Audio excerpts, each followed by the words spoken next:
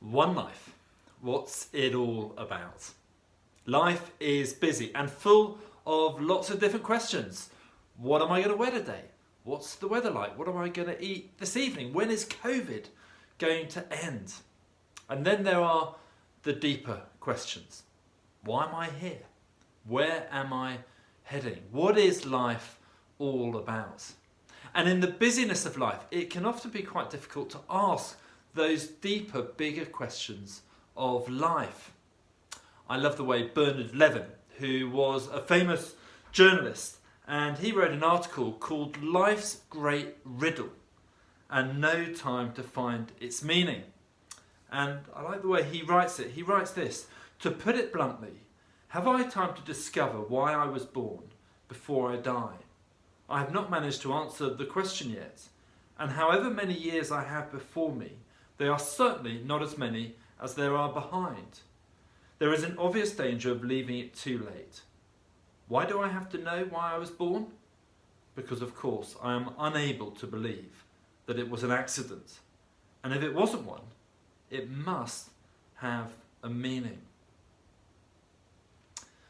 He recognised too how inadequate so many of the answers seem to be. He wrote this: countries like ours are full of people who have all the material comforts they desire, together with such non-material blessings as a happy family, and yet lead lives of quiet and at times noisy desperation, understanding nothing but the fact that there is a hole inside them, and that however much food and drink they pour in, however many motor cars and television sets they stuff it with, and we might add iPhones, holidays abroad, new kitchens, however many well-balanced children and loyal friends they parade around the edges of it, it aches.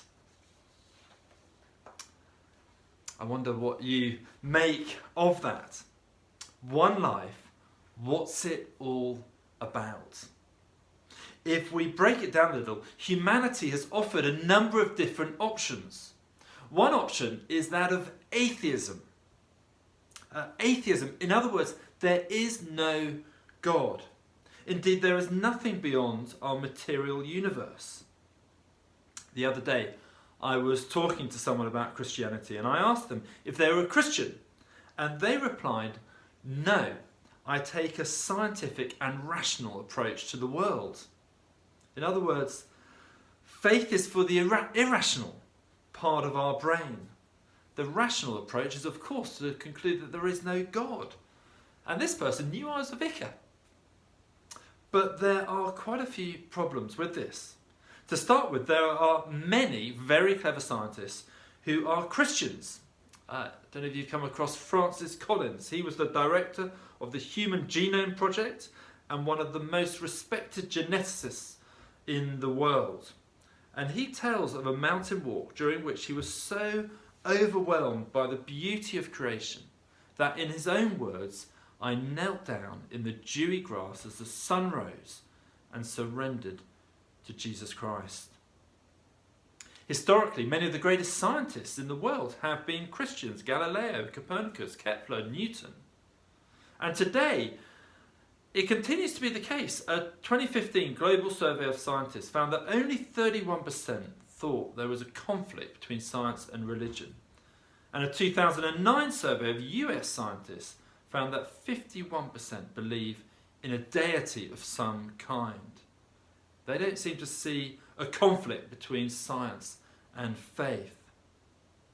Not only that, but if we take a purely material view of the world, there is really no basis for some of the main building blocks of life.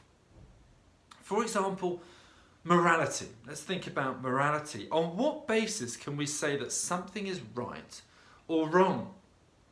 I was struck by the argument put forward by Alex Rosenberg in his book, The Atheist's Guide to Reality: Enjoying Life Without Illusions.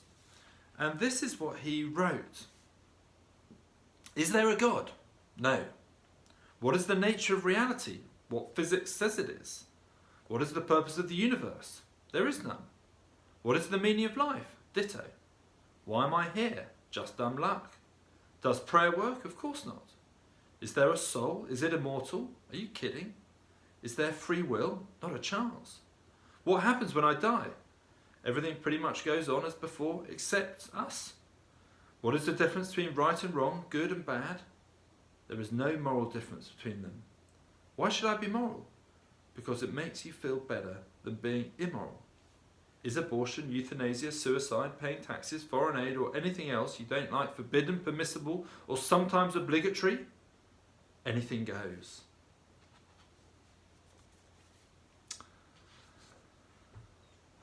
That is true for morality. Anything goes. If we take an atheistic approach to life. And it can also be true for hope and purpose or meaning. Richard Dawkins, one of the most famous atheists of our times, admitted as much when he wrote this in The Blind Watchmaker. He said this: in a universe of electrons and selfish genes, blind physical forces and genetic replication, some people are going to get hurt, other people are going to get lucky, and you won't find any rhyme or reason in it, nor any justice.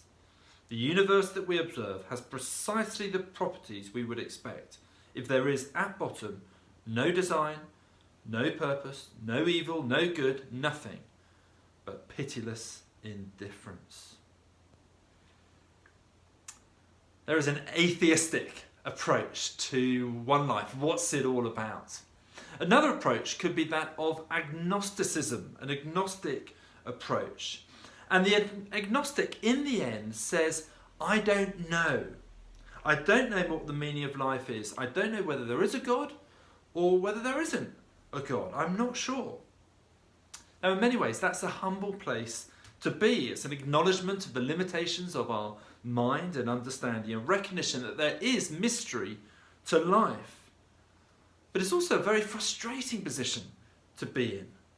Think of it like this. Imagine being at work and you simply are not told what you're supposed to be doing. That gets really frustrating.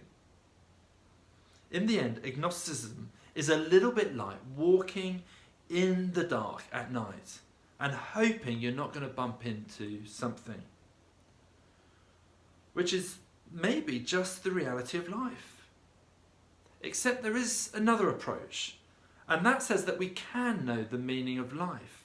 And so a third approach to that question, one life's what's it all about, is that offered by religion.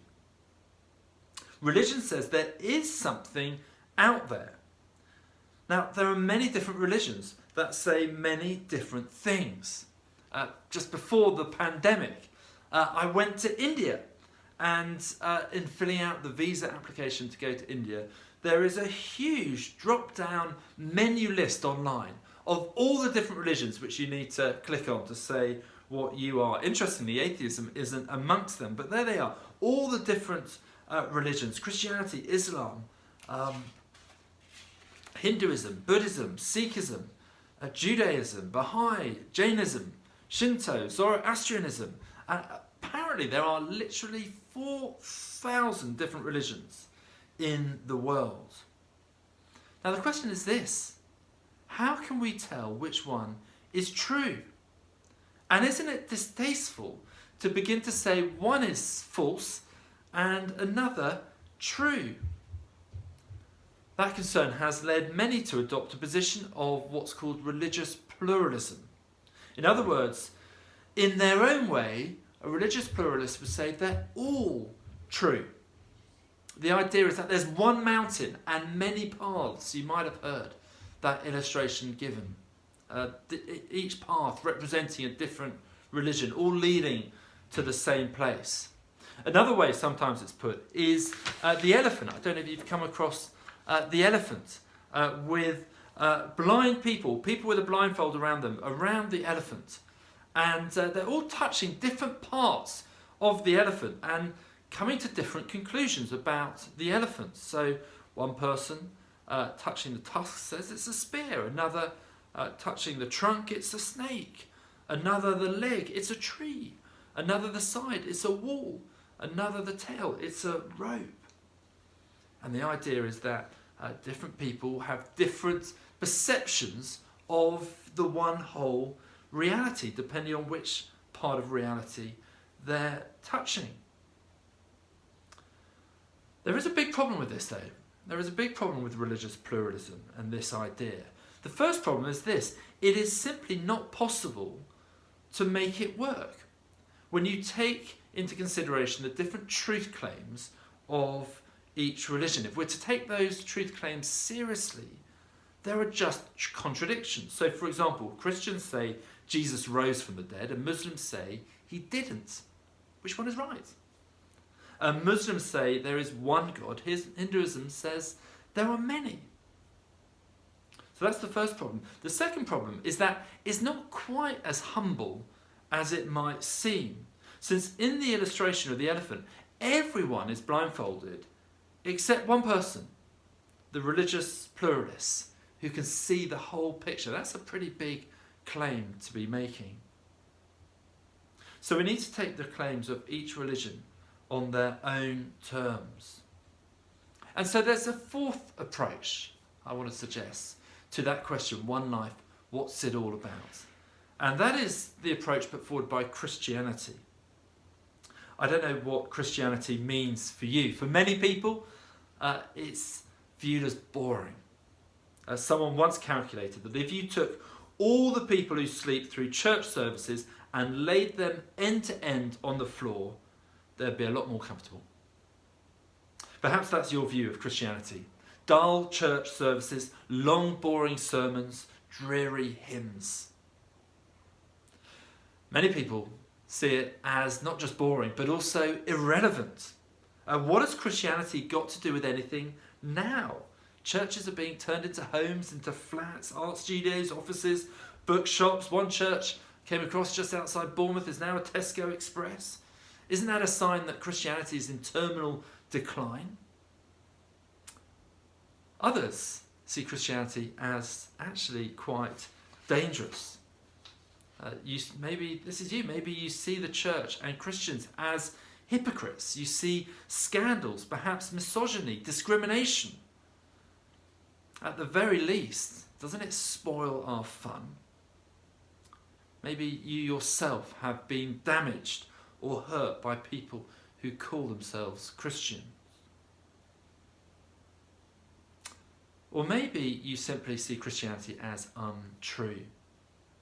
The idea that when you come to matters of faith, you have to leave your brain behind in order to be able to trust in the Christian faith. You're not even sure if Jesus existed, let alone that he was the Son of God. Boring, irrelevant, dangerous, untrue. That's how many people view Christianity. My experience of the Christian faith is that at heart, when rightly understood, it is none of those things. And that's because it's all about a person, Jesus Christ. There are 4 Gospels in the New Testament which give the story of Jesus' life. And one of those Gospels is Mark's Gospel. And it begins with these words, the beginning of the good news about Jesus Christ. See, Christianity is good news because it's news about a person, Jesus. Now, in the coming 3 weeks, we will be spending time looking at his life, his teaching, his death, and his resurrection. We'll be looking at the historical evidence of not just his existence, but for the reliability of the New Testament accounts of his life as well. But for now, I just want to look at one of the remarkable things that he said. And it's this. It's found in another Gospel, John's Gospel, John chapter 14, verse 6. And Jesus said, I am the way and the truth and the life. I am the way and the truth and the life. Jesus said to someone seeking religion, he says, I am the way. To someone who's agnostic, uncertain, he says, I am the truth. To someone who is an atheist, he says, I am the life. Now, they're big claims. Briefly, as we close, what do they mean? What does he mean by them? Firstly, the way. Freddie Mercury, you no doubt have heard of, the lead singer of the rock group Queen, who died in 1991. He said near the end of his life these haunting words. He says, "You can have everything in the world and still be the loneliest man.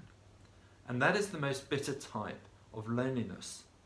Success has brought me world idolization and millions of pounds, but it's prevented me from having the one thing we all need, a loving, ongoing relationship." Ultimately, there is only one relationship that is completely loving and totally ongoing. And that is a relationship with our Maker. When Jesus says, "I am the way," he's saying he is the only way that can bring us into a relationship with God, a relationship that goes on into eternity. Jesus says, "I am the way." He also says, secondly, "I am the truth." The claim of the Christian faith is that God hasn't left himself in the dark, in the shadows. He's revealed himself. He's revealed reality and truth to us. And he's done that ultimately in a person, Jesus Christ himself. See, Christian claim is that God didn't remain in self-isolation, but he came down into our world and declared, "This is me. This is what I'm like. You can get to know me." So it's a truth that is personal. It's the difference between reading about someone and actually experiencing them. I'm married to Sally. And imagine I received a book all about Sally and all the amazing things she's done, the wonderful person she is. That would be a great read. I'd enjoy that. But it's nothing compared to actually having a relationship with her, to being with her, to being with her in person. And Jesus says, "I'm the truth. I have come into this world. Not so just you can hear about me, but you can have a relationship with me." C.S. Lewis writes this: "Christianity is a statement which, if false, is of no importance, and if true, of infinite importance. The one thing it cannot be is moderately important." The way, the truth, thirdly, the life. When I was a child, we used to have a black and white TV way back in the day. And that was just about all right when you were watching the cricket. It was terrible when you're trying to watch snooker or something like that. And I remember when we got a colour telly and how exciting it was to get a colour telly. It transformed everything. Jesus said that he came to bring life, and life in all its fullness. And many Christians testify to that following Jesus makes a fundamental difference to their lives, a bit like life was in black and white, and now it's in colour. But Jesus means something even deeper than this, and that is the offer of everlasting life. We fear death. And I guess our collective sense of fear over the coronavirus over these past 10 months has highlighted that in a particularly dramatic way. The truth is, we have no power in the face of death. 1 out of 1 people die. Except Jesus, who Christians claim rose from the dead and defeated death. And that by following him, we too can one day know life eternal. A life that is free of guilt, free of the damage in our lives, free of all the sadnesses we face, where we live as we were supposed to live, in relationship with the one who made us. Jesus said, "I am the way and the truth and the life." Now we'll be thinking more of those things in the coming weeks. But for now, we're going to go back into our discussion.